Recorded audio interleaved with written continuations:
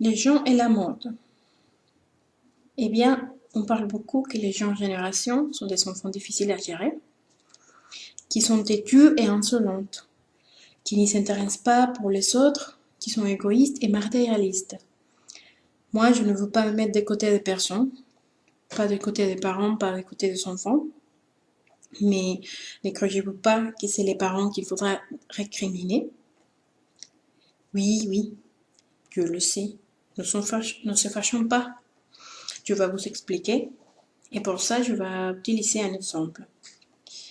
Une petite se met à pleurer dans le magasin parce qu'elle a vu qu'elle n'a pas encore le sac à dos de son dessin animé préféré. Vous connaissez, j'imagine.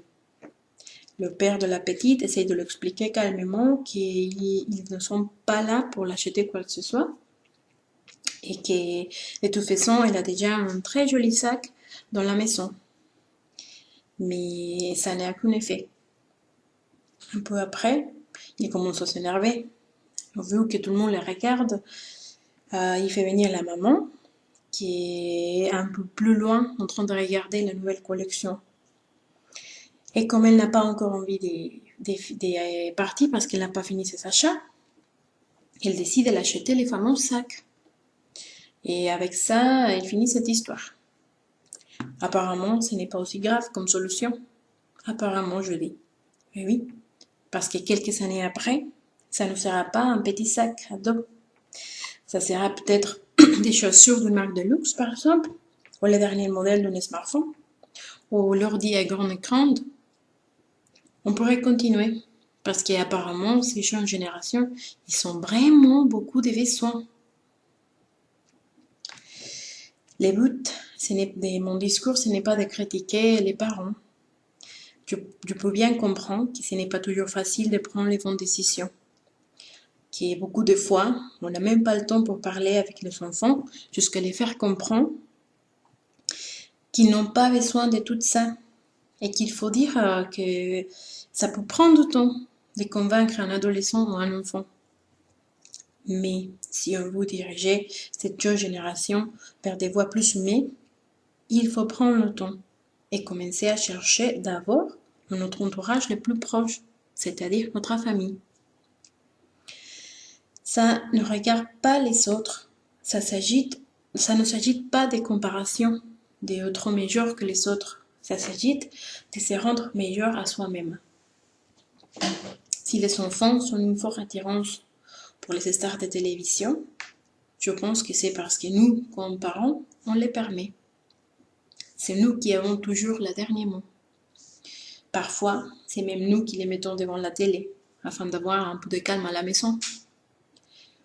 Ou c'est nous les parents qui en donnons une récompense beaucoup trop grande pour quelque chose que c'est même sa responsabilité de faire. Par exemple, avoir eu des bonnes notes à l'école. Attention, je ne veux pas dire qu'il ne faut pas encourager les enfants avec des récompenses. Les récompenses, c'est une bonne chose, je comprends. Mais il ne faut pas exagérer non plus. Réfléchissons ensemble. Vous croyez vraiment qu'ils méritent une scooter ou un écran géant juste pour avoir eu des bonnes notes? D'ailleurs, réfléchissons encore. Vous croyez vraiment qu'ils ont besoin de tout ça? Si on continue à répondre à chacune de leurs exigences, ils n'arriveront pas à comprendre la valeur des choses et l'effort qu'il faut pour les acquérir. Alors, après on se demande pourquoi ils veulent tout ça qu'ont les autres, pourquoi ils n'arrivent pas à se retrouver ils-mêmes et développer sa propre personnalité. Pourquoi ils dépriment si moi, comme parent, je n'ai pas les moyens pour l'acheter les personnages qu'ils rêvent d'y être. Eh bien, c'est nous qui devons faire d'abord un changement dans notre manière de penser et de faire. Car finalement, les enfants ne font qu'imiter les comportements des parents. Alors, si nous-mêmes, on est des victimes de la mode, si nous étions toujours à la recherche de la nouvelle voiture, de la nouvelle machine à café, on ne peut pas reprocher à nos enfants de faire pareil. Eh bien, nous devions croire, et les croire pour de vrai, que la valeur d'une personne ne se retrouve pas dans ce qu'il possède matériellement, sinon dans ce qu'il possède à l'intérieur. Ce n'est pas la voiture, ce n'est pas un beau corps, ce n'est pas une énorme maison qui vous seront heureux. C'est la chaleur humaine, c'est des bonnes amitiés, c'est des bons gestes de les gens qui nous aiment pour de vrai.